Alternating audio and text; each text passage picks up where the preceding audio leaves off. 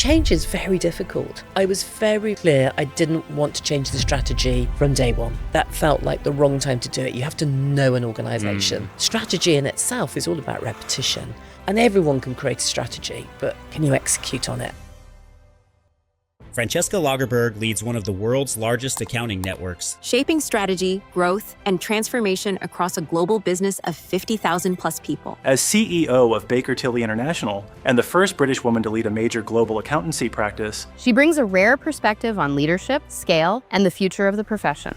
You might not become the world's greatest user of AI. You may not be the person who's utterly brilliant at every prompt, able to maximize its potential. But if you're not tech curious, that's a bit of an issue.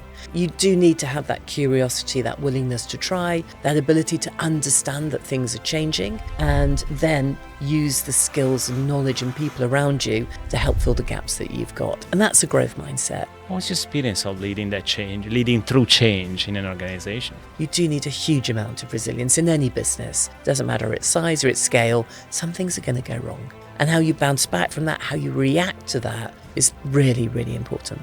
You are in the knowledge-based industry. So your product essentially is your people. What do you think is going to be the role of AI for people that are selling or they're offering knowledge to the market? I think there's a very strong fusion between humanity and AI. But what it means for a CEO is...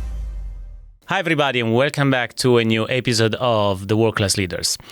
And today I'm very excited to have with us Francesca Lagerberg. Francesca is the CEO of Baker Tilly International, the 10th largest global accounting network with revenues of over 6.5 billion and 50,400 employees. And she's based in London, so welcome, Francesca. Hello, lovely to be with you. So, Francesca, there are so many things I would like to ask you, and probably the most important thing today will be talking and discussing your experience with change, given where we are at the moment in the world, where change is happening at very fast pace, as we all know.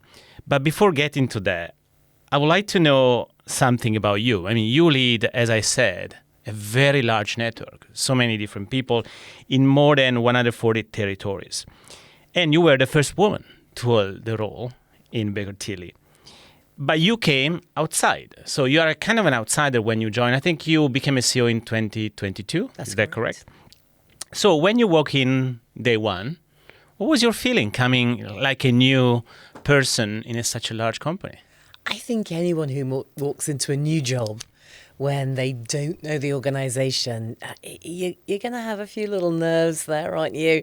You're going to be wondering, have I made the right decision? Have they made the right decision? Right. So, of course, you're going to be a little bit unsure about it. Although, I have to say, Baker Tilly was phenomenally welcoming. So it's a very, very welcoming organisation and full of really bright but warm people.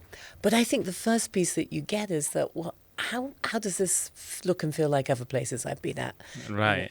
It's similar, but it's not the same. It's got levers that you pull to make things work, but they're not always the same levers. So you do have to spend a bit of time really getting under the skin of the organisation and getting to know who are the people who really make it work, who are the people who are in great positions but aren't necessarily the people who make it work. And that takes a little bit of time. There's a lot of listening, a lot of questions. In fact, a huge amount of questions. And I think that's true of any senior roles. Yes. And you were before in Graham Thornton, right? So you've been there for 15 years? Yes. Quite a long time. So it's not kind of a very easy or simple switch because you inherited, I suppose, a lot of great things about the previous company, the previous role. Now, what I'm interested is, how can you create credibility and trust in a new environment, especially with such a large company where so many people, and as we all know, especially in my work with CEOs, it's so important to, while you are still learning the company, but it's equally important to start creating the level of trust and credibility that you need as CEO then to lead powerfully in your role. What was your experience of creating the level of trust and credibility at the beginning? You're absolutely right. Trust is crucial to enable you to do the job, and trust is earned. It's not given. You have to showcase that you've got something to offer, Yes. but also that you are making an effort to really understand how the organisation ticks. So as I said, it wasn't the same as places I'd been in before, but it was similar. So I sort of knew, I know the industry very well. I've worked in this industry Of for course. a really long time. But also there are very big differences between different organisations, some slightly different values and different behaviours. But the key for me was to actually get to meet people. And when you're looking at something globally, meeting people isn't that straightforward. Yeah, exactly. We weren't long out of COVID. Getting together was a little bit more difficult than it had been. Of course. And so I was really keen to meet as many people as I could. So we still used things like Teams and Zoom calls to get some connection, but physically meeting people was hugely important. So you could make that connection. And obviously in many cultures, that face-to-face connection is even more important. Yes. So I made sure I got to see a lot of people in a short period of time. I got to genuinely meet them, spend time with them, see how they worked, but also just made sure that I'd got some way of connecting. And it always helps if you have a few quick wins. It's good to be able to Yes, showcase. I was getting there. Yeah, I've come in, I want to make some changes, I want to Yes. do some things with you. But you need to showcase that you're actually able to deliver. So it was always helpful to have a few things we could go, look, I can do these things. I can help you get even better, because we were pretty good when I came in anyway. But here's some things I can help you with. And such a great strategy, by the way. In my work, I also experienced that. And I, advise clients to always looking at what are 2 or 3 early wins that you can create. They are specific, but most importantly, they're impactful, and they can be delivered in such a short period of time. Yeah. So you can demonstrate that, you are there and you already make an impact. You're not just learning, right? By the way, one question that many CEOs ask me, especially in the first 90 days, if you still remember those days, I'm sure it's such a long time ago now in your mind, is shall I make big decisions, or shall I just look in these 2 or 3 simple, which are never simple in such a large organization. So, I can create a level of traction, impact straight away. Or do I really need to make big decisions because people are now already looking at me, they have a big expectations, probably the board, probably, people on top of you. What was your kind of a balance between big decision and simple but impactful decision? It's a great question. Obviously, like everybody, I had a 90-day plan, which I think I ripped up 3 times over the 90 days and try to improve on it. I'm sure about Because you that. think you know what you're going to do, and then you realise there's some things come winging in that you have to deal with. Yes. I think it was a mixture. I was very, very clear. I didn't want to change the strategy from day one. That felt like the wrong time to do it. You have to know an organisation. And everyone can create a strategy, but can you execute on it? And I needed to be sure we could execute on certain things. So I deliberately pushed that back. And I got quite a bit of pressure to move quicker on that. But I really pushed back on that to say, if I do something now, I think we're going to regret it in a year's time. We need to actually be sure this is a good direction for us. But luckily, there were quite a few smaller things that I could do to showcase we were moving. We had some momentum going, and also began to build a bit of a sense of here's some energy, here's some things that we can look to do. But I think doing something massive in your first 90 days, unless it's a catastrophe, and you have to take action. Why? Because you're in crisis. You're in crisis. Yes. Or actually just an unbelievable opportunity crops up. Of course. So those 2 extremes, but those don't happen all that often. And I think you need a little bit of mud on the tyres before you do something really big. I agree. And the risk of making a bad decision is very high. And Very what is high. the implication of that clearly is equally strong. Now, last question about you really, Francesca. I mean, you have an interesting background because you told me that, your career really has spanned between audit, tax, advisory, legal, risk, HR. This is quite unusual, a wide range. Was that intentional or did it happen to you? A tiny bit of both. When I started off in accountancy, it was quite traditional to move between different service lines. Right. Which intriguingly is something that's coming back now, because it's Okay. quite hard to organise, but it's an amazing foundation, and you might find a home for you. As it happened, by by doing that, I realised I wanted to work in tax, which I wouldn't have chosen at the outset. So that was very interesting. But then when I got to work in a global role, you actually have quite a small team. So you've got to take on responsibility for a number of areas. And I got the chance to do a whole bunch of different things. But I think what's great about that is you begin to see how the dots join up. And in networks, it's all about joining up the dots. Yes. Things can feel very fragmented. You've got lots of different countries doing lots of different things. How you can get that sense of that you are part of a whole, it does help to have an understanding of a broad range of areas.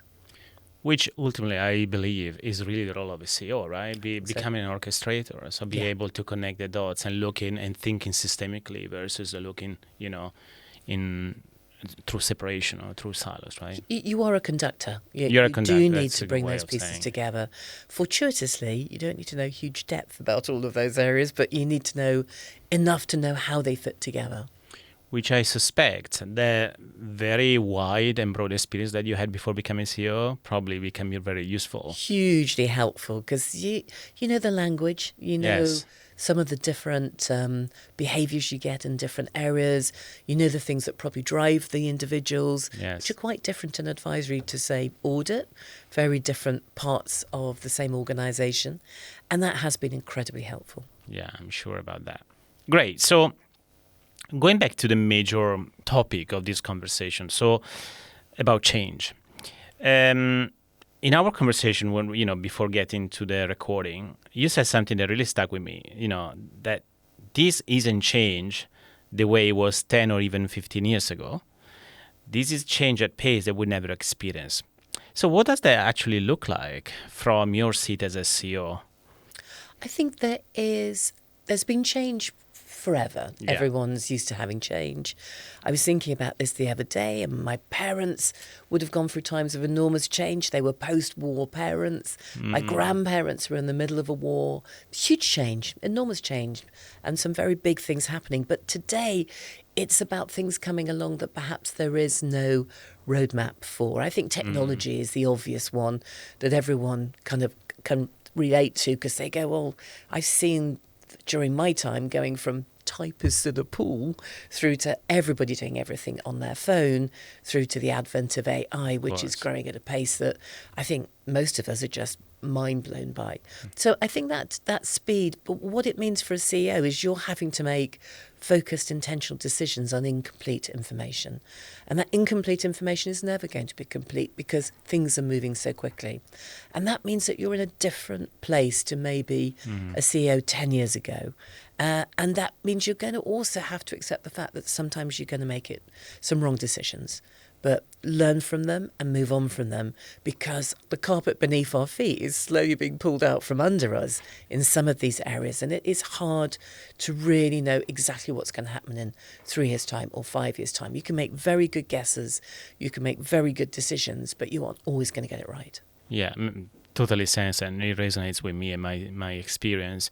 But how you prepare your organization for that? By the way, I'm interested primarily from a mindset standpoint, because to me there is a specific type of mindset, if you like, or perspective people should have or should embody or embrace in order to be ready to cope with all the changes that are happening at that pace.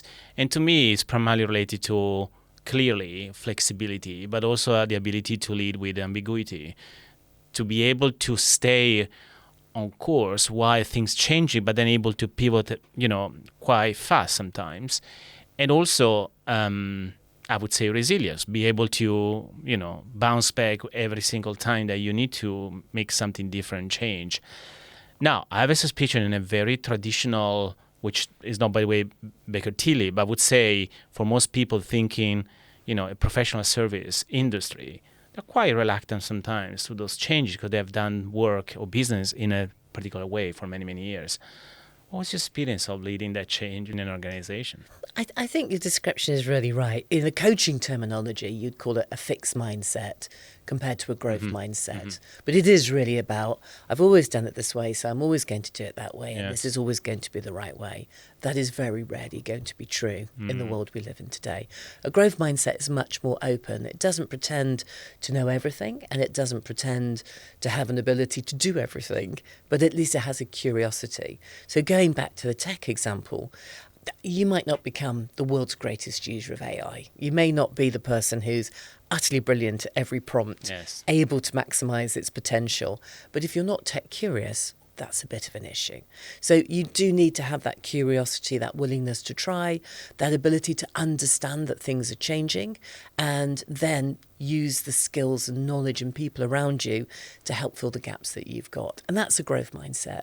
Open to things, curious about things, looking ahead, not understanding every single little thing that's going to happen to you, but having an ability to be able to look at it with fresh eyes.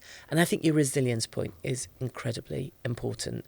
You do need a huge amount of resilience in any business. Doesn't matter its size or its scale, some things are going to go wrong. They just are. And how you bounce back from that, how you react to that is really, really important. Yeah, no, I agree. Now, at the scale of a company of 50,000 people in the network, how that is possible? I mean, I work with organizations, with CEOs and their leadership teams on shifting their own mindset first, and then before shifting the mindset of the entire organization. But it's not a quick thing. It's not a quick fix. And also is something that it really is different people by people, because, everybody is driven by his own set of values, education, experiences, and have a very huge implication in terms of how they are able to cope with change. Yeah. Now, people that are very positive, right? And they can see change and they can really ride and say, great, that is a great opportunity for me and for us. Others, they step back and say, well, don't know whether I can do it or not. How easy?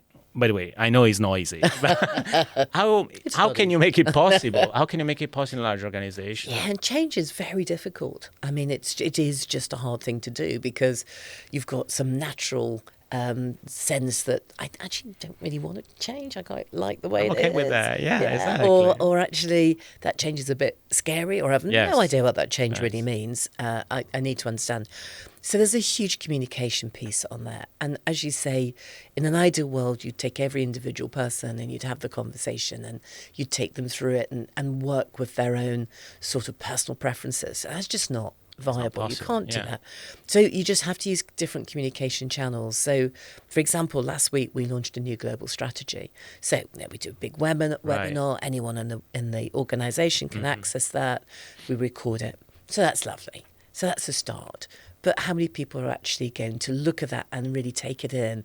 You get a percentage. You get the keen people, and then you've got to do so much more. You've got to communicate it in different ways. You have to break it down. You have to repeat it. Strategy in itself is all about repetition. It's about executing on the things that really need executing on. And I remember talking to some wonderful person many years ago who said, when people start repeating your strategy back to you, you've got there. They landed. When they're not doing that, you haven't landed it. And you've got to get kind of boring about it. You've got to really, really keep repeating it, keep explaining it, keep using different methods, visual, audio, whatever you have at your disposal, because most people, to change, they need something to make them want to change. Could be a burning platform. Oh my goodness, we've got to do something differently. But if there isn't a burning platform, there's just a promise of a better land. That actually does need people to appreciate why. Why should I do something? I think my boss should do something, or I think my manager should do something. But me, not so sure I want to be the person doing that. So what's in it for them? You do need to give the rationale, the understanding, the appreciation that is going to be helpful to them. It might give them more opportunity. It might give them greater ways to develop their potential. It might just make the job more interesting. All these things are really important, and you have to spend a lot of time doing that to make it effective. Yeah, so fully endorse what you said. For me, there are two things that stood out from what you said. One is you need to create a compelling why for people to embrace something different. And the compelling why or compelling future, if it's not in place, it will be essentially a reason for people to not do anything different because they don't know why that is happening. So I think you are definitely on the right point. And then not for today, but sometimes, at least in my experience, the ability for leaders to create that compelling why is not that strong. Meaning sometimes it's really just the same old, but just packaged differently. Yeah. Or it's just an incremental game that might not be necessary enough for people to see something like a new possibility in front of them. So it has to be strong enough, bold enough, compelling enough. The other thing is that you said, and I think that is also important, people, they need to realize that something is for them. So they have a role to play inside of that. And to me, that is important. And finally, let's be very clear and honest. You said sometimes as a CEOs, we're going to be quite, boring in keep repeating the same message. But I'm with you. Actually, the quality of change or any transformation you want to the organization is the consistency between who you are, first of all, your message, what you say, and then repeatedly how you show up in a way that's consistent with the message. Yeah. So I just want to appreciate what you said because that definitely resonates with me. And I think your piece about showing up in the same way that you're talking is walking the talk. It's huge. Yes. Because if you say, hey, we've really got to become much more tech-enabled and you have absolutely no understanding of anything that's related to tech, you're not a great role model. Yes. Equally, if you're trying to stress some behaviours and you're not exhibiting them yourself, that's a really hard sell. And people see through that and they go, well, they're not doing it, so why should I do it? And I think that is a massive part of that whole change programme. And some bits of change happen fast. Some bits of change are a much slower burn. Yes. But you do need to make sure you're on that track. Things moving along. And as you look back at your own strategies and things that are working and not working, you have to keep rethinking. Have we not landed this for a particular reason? Yes. Or has this actually landed really well? Can we do more of that? Exactly. We're off and away. Yeah, it's such a great point. Great. So I'd like to move a little bit more to, although it's related, to the fact that, you are in the knowledge-based industry, the way how we say. So your product essentially is what your people know. And I know that because I'm coming from the background, that's also what I do. We are the product as people. We don't have necessarily a specific product that we sell per se. But AI is now commoditizing knowledge at scale. So it's easy to get knowledge from AI. Do you feel like there is a risk for a professional service company to become a commodity? I'm sure, large organization, reputable like Baker Tilly, it will never be a case. So it's just a provoking question. But what do you think is going to be the role of AI for people that are selling or they're offering knowledge to the market? Oh, no, it's a huge question in all knowledge-based industries, is if you can get access to information quickly, what's the value you're getting from the advisor, the person? And at the moment, I think there's a very strong fusion between humanity and AI. You can see how AI can be very good at getting you the facts, very good at getting you the research, but how you articulate it, how you talk to somebody, how you share that, how you check it, because that's a huge part of it. Yes.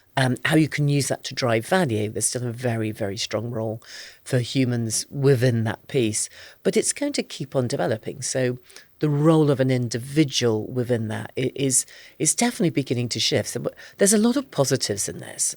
There's a lot of routine jobs that actually it's wonderful to have technology that can do it quicker, faster, potentially even more effectively, if there's still space for the humanity piece to take that information and make it more valuable for the individual. And I think that's a really important part of our industry, is how you give the value from it, but also about how you can harness it to do a job more efficiently for a client, how you can harness it to help people get somewhere quicker.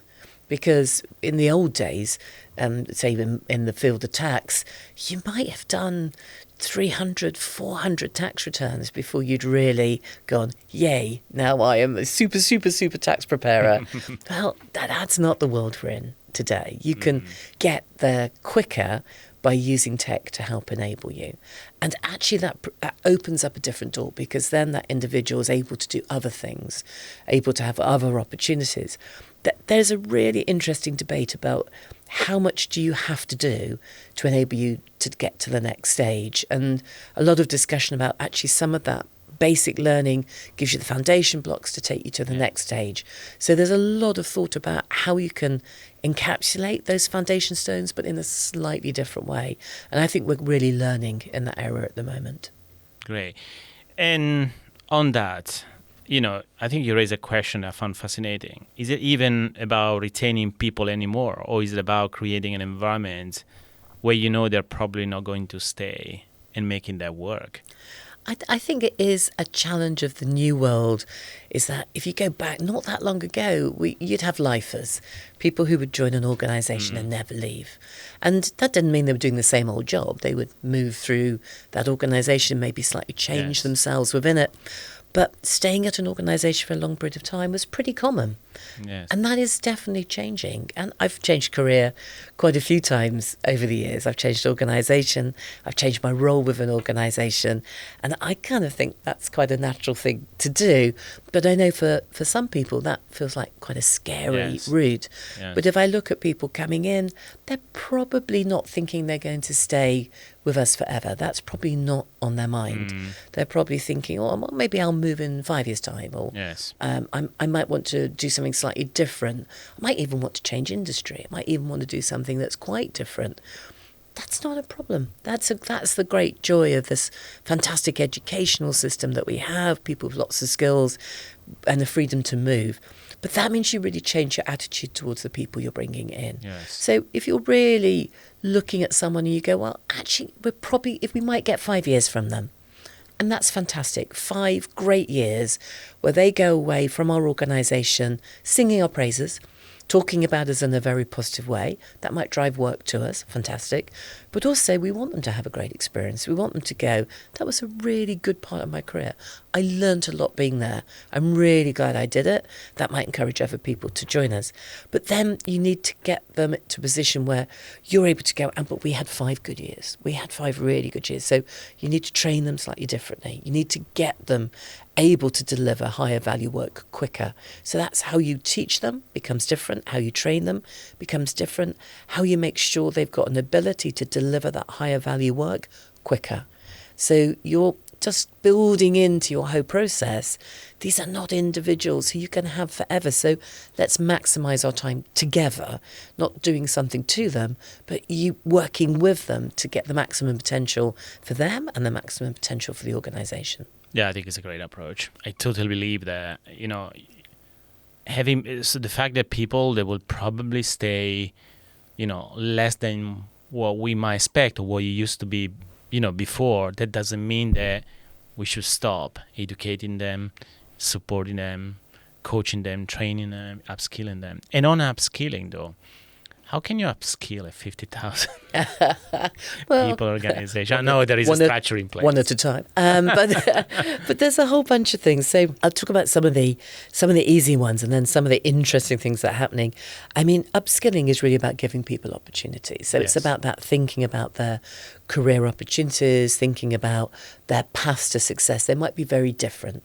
Some people have no interest in rising to the top of the organisation they're in. And for very good reasons. It doesn't interest them. It's not where they want to be. So how can they be very successful in the roles they're looking for? And you give people opportunities. One of our firms describes it beautifully as choose your own adventure. There's lots of different ways to get to that end game. But look at some of the things that are beginning to happen now. Again, quite tech-enabled, but fascinating. Simulated learning, being able to put someone in an environment where they can try something out in a very safe environment where they have an avatar, they're talking to it, having a proper conversation, not a stilted Thunderbirds, if anyone is old enough to remember Thunderbirds, not a sort of puppet-like measure, but a proper conversation, and you're getting instant feedback. And that feedback is saying not just, well, you didn't deal with that issue, you didn't cover that technical issue, you didn't answer my question. It's also doing the interpersonal skills. You never looked me in the eye. You never used my name. You never gave me any sense you cared about my problem. Go, oh, okay, because I was so busy thinking about the technical issue. And so you try it again. and then you try it again. Do that 2 or 3 times, and suddenly you're going, okay, now I'm getting both that sort of really important professional skill alongside my technical skill. So you're beginning to see that coming into our market. It will get better and better and better, but that's the easiest way to start upskilling people, is a range of different activities. Some of them, what I would call quite traditional. You learn by looking at people, following people, going to meetings, and then some of these more technologically enabled ways of helping people to upskill. Yeah, it's great. And I like the idea of using technology in a way that you describe in order to, I would say, probably not skilling people at scale, because there will be offer more opportunity to do for many versus than just for individuals. Let's move back to your story. So you are the first woman to lead Baker Tilly globally. I think that's correct, yes. In an industry where that's still rare, at very top, being a woman. And by the way, we had here on the podcast a lot of women CEOs. I'm proud of having given the opportunity to have a voice. But, let's face it, it's still a very male-dominated industry. So I'm curious, what you think about this? What's your experience of being a woman at the top? I think it's a shame there aren't more, but I think that's beginning to shift. So if you look in the accounting profession, the funnel's getting wider. So the numbers joining are probably roughly equal, male and female. The diversity is really changing as well. People from, just every culture coming in. That's fantastic. And so you are beginning to see that perhaps if I go back 15 years, the funnel wasn't that big. So the realities was when you got towards those sort of the top levels, there were few people available, and also some choices are being made. And there are people going, well, I'm not really sure that is the life I'm looking for. And those who've chosen to have children or are lucky enough to have children make some choices around there too, or choices are made for them. So I think that what you're beginning to see is a much greater opportunity for women to take on more senior roles. Women network slightly differently. And I think that's sort of quite a big piece, is that you often do need to have someone who's a great mentor, a great sponsor of you to help you get through that famous glass ceiling. But you are beginning to see more and more women going through to those stages and doing a fantastic job. I mean, I still think it's a bit glacial. I've got boys and I've got girls. I've got 3 children, 2 boys and a girl. And the boys always think they're fantastic and able to do stuff. And my daughter's a little bit more cautious. And I think that is sometimes a trait you see. So occasionally, I think for women, they just need to have more encouragement to go, yeah, actually, no, you are good enough. You're just as good. But have the confidence to do that. And I think good organisations see the potential in their people and give them the skills they need to help them through the next stage. I mean, I do despair a little bit that the numbers of women in senior positions aren't rocketing up. It's a very slow uplift, and it might take a very long time for it to get even close to parity. That will take a long time. But that's a shame, because I think that means organisations are missing out on the potential they have within their 4 walls. Oh, big time. I truly believe that women at the top, they make a huge difference to organizations. And I've been lucky enough not only to interview people here on the podcast, but also I've been coaching a lot of women, more women than men, which I think is just a coincidence. But I know exactly what women are dealing with. And that requires, as you said, confidence. And that requires a number of traits. I wouldn't take that for granted. So I think it's a kudos to you, of holding that role for so many years and being powerful, impactful, in a world where still, it's not that easy to switch into that role. But for you, it's also important, the diversity of thinking. It's important that people, think different. And I'm totally with you. One of the advice I normally give, especially to the new CEOs, is really spend meaningful time to choose your executive team. It's probably one of the most important decisions you have to make. And again, there are people, have a tendency, either because they are too nice or because they're a little bit too prudent, to wait until it's too late to make decisions at that table. I don't want to get much into that. but more interesting to how you create diversity of thinking in organization.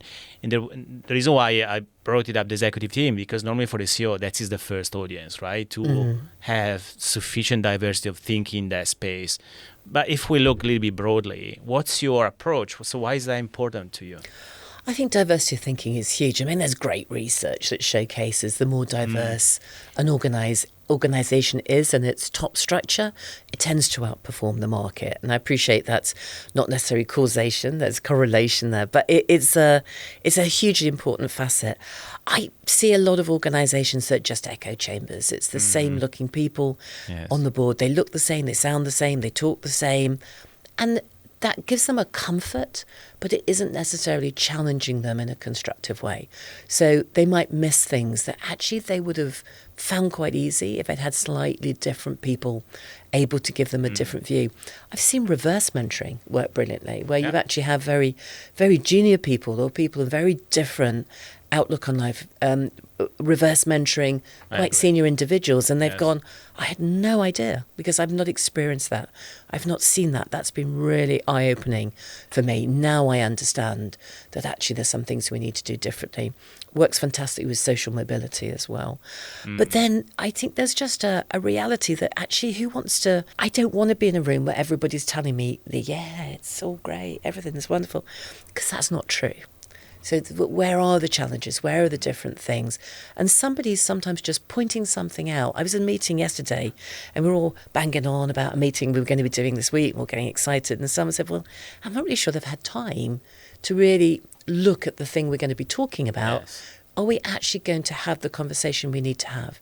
I thought that's absolutely right. That we need to rethink how we do that. It's an important meeting. We need to get it right, but we're not giving them a chance to be able to bring their ideas to the table. So we needed to rethink that. It's a small example, but I think that's important. We needed someone to call that out, and then we needed to react to it. And I do think that the organisations I've loved working with as clients have been organisations that have been very diverse, because you can just see that there's a competitive, interesting tension in them that enables them to do more than they would otherwise do. Yeah, it's great. And that also triggered a question for me. If I go back a second to what you said in terms of, spending meaningful time to discuss, to agree on what kind of a conversation we need to have right now, versus, we just need to have another meeting or we just need to fill an agenda. And I know from experience, unfortunately, especially in a moment of like this where things moving so fast and you need to make decision as an organization so quickly.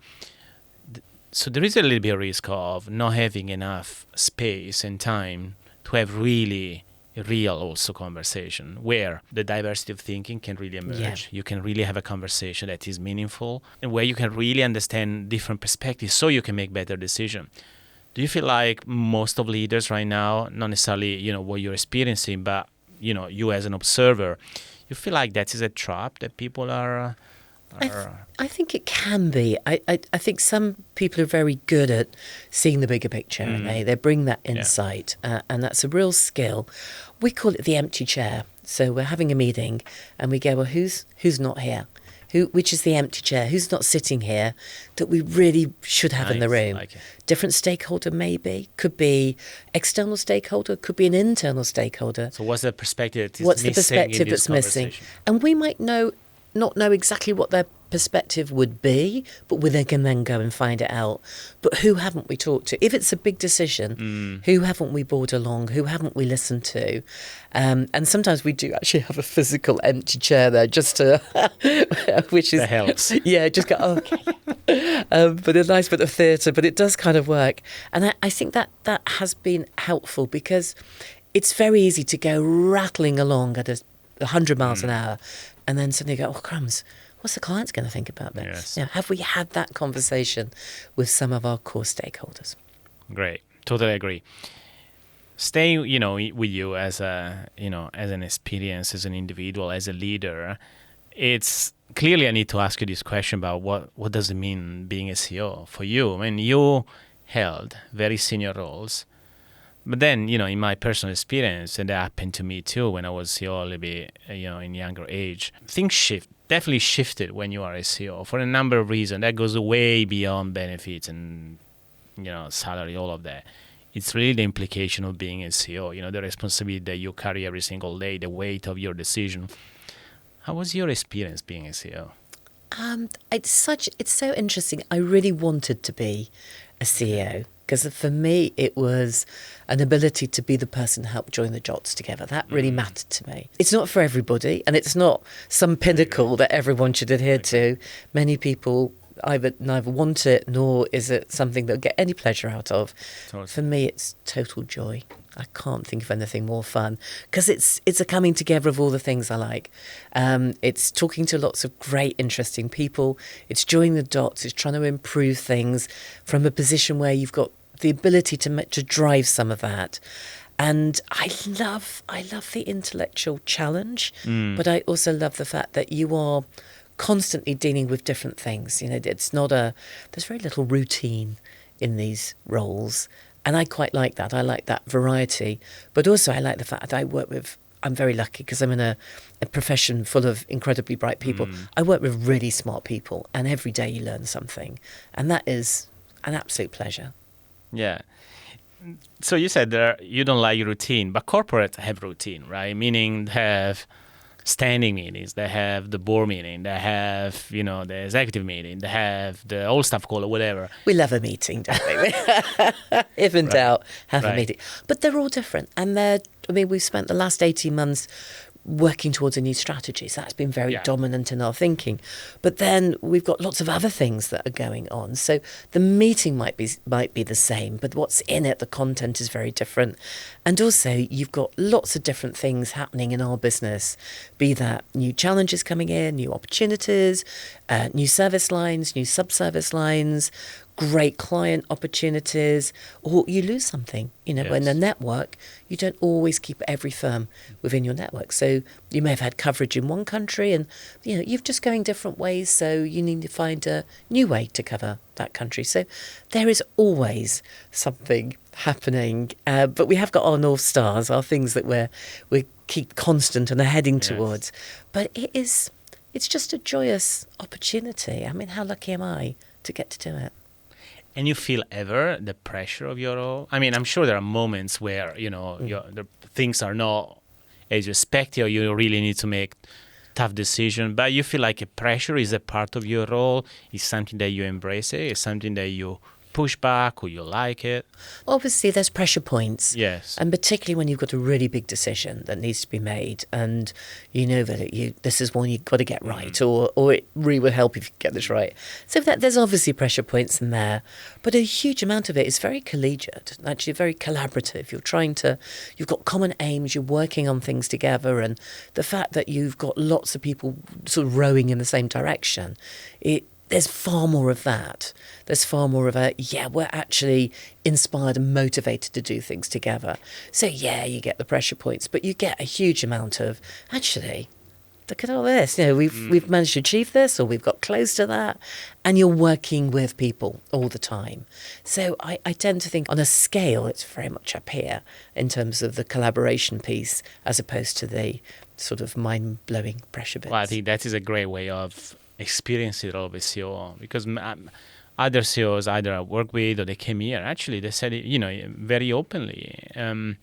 It's really lonely for us, having the role of CEO. And by the way, it's not criticism, it's not even any sort of judgment. It's just the fact that for some leaders, they feel like they are there and they cannot really talk to everybody, or they cannot say what they really want.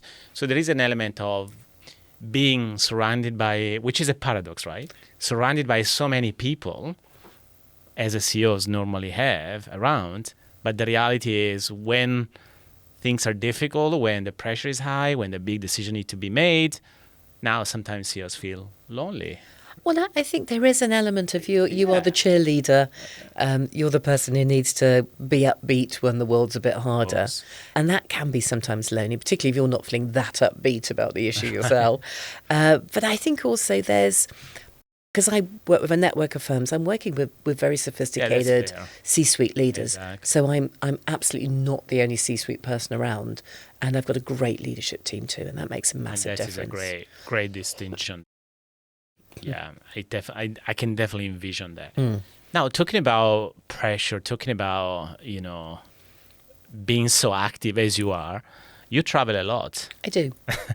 So to the extent, we're trying to, you and I, to meet and to have this recording, and we went through, all the challenges of booking something because, you're traveling a lot. But you have also 3 children, as you said before, at home. How can you, and you are a woman, you are a mom, so there are things that are clearly not necessarily, not all the men appreciate it, what women are going through, generally speaking, when they also play their role, at home as a mom. How are you dealing with all of that? Is it easy? Well, women are very good at getting stuff done, I tend to find. Yeah, I was expecting that. I think we are, as sort of terrible generalisation, I think we are very good at doing that. And my children are grown up, so that it's not the same. Very, very demanding when your children are younger. Yes. That's a whole other ball game. And my husband, who's been a fantastic support to me all my career, it was like a military exercise between us because he had a very full-on job. These days, he's doing a PhD, and oh really? So he wow. is, but he's also a fabulous cook and really good with the dogs. So we've got a really good thing going there. But it is managing all those different things. But you talk to anybody, and they've got a lot on. They might have elderly parents that they're co-caring for. Yes. It could be kids, could be a whole range of other commitments, could be social community commitments they've got. So I can't think of anybody who hasn't got a lot on their plate. And it's all about juggling. But the piece I'm very grateful for is I've always had a lot of people who've been, in my family or friends who've been just huge supports. Yeah, that I think is a great, and finding that balance is important. It's not perfect, it's important. But also you said, it's not just us that we have children. Everybody's dealing with something. Yeah, absolutely. Everybody's dealing with there's the minute you scratch a little bit under the surface, say, oh my goodness. Oh, that's what is happening to you? Yeah. That's what is the background? Yeah, agreed. You told me before, we're getting to the end of this amazing conversation, but before closing, I want to ask you just the last few questions. So one is, you told me before that we recorded that if this conversation inspires one person to think the CEO role is worth doing, then it was worth having. Yeah. So let me ask you directly, is it worth it? And what would you say to someone who's on the edge of going for it? Is it worth doing it? Absolutely. Because I think if you have a passion for joining the dots, connecting things and making a difference, a CEO role is fantastic. It's a phenomenal opportunity to do that. And if you've got that opportunity, you're in a position where if it's right for you and you think that it's something that you would want to do, just go for it. What's the worst that's going to happen? I went for a couple of CEO roles before I got this one. Okay. And that's didn't get them. That was disappointing, but I learned a lot in the process. And so when I went for this one and got it, that was something I thought, I really, really have made conscious decisions to try and ensure that I'm in a good position to do this. And it is a phenomenal chance to really make a difference to the organisation you're in, and also to build something, to build a legacy, which I think is a great way to have in the back of your mind, am I going to leave this better than when I started? How is important a legacy for you? Yeah, very big. I think if you leave something better than you started, the next person who comes can do it better and then better and better, but you always want to do that. So last question is pretty much close to that, is so many years you've been in the business world. You have, as we said, many different leadership roles. You changed the career. You've been CEO now for almost 4 years, more than 4 years now. What did you learn about leadership? Something that you didn't know before, maybe a sort of myth that you thought, and now you have reconsidered that view about leadership? Oh, that's such a great question. I think I've learnt loads. I think I've learnt to trust my gut more than perhaps I thought I could. You get a bit of a sense, the longer you do this role, the more you get a bit of an innate sense of, that's a problem or that's going to go well. I think I've really begun to appreciate the value of a great team around you. I've always thought that a great team was what I was quite good at. But oh my goodness, it makes such a difference when you get the team right. And the investment in getting the right people in there, that's just huge.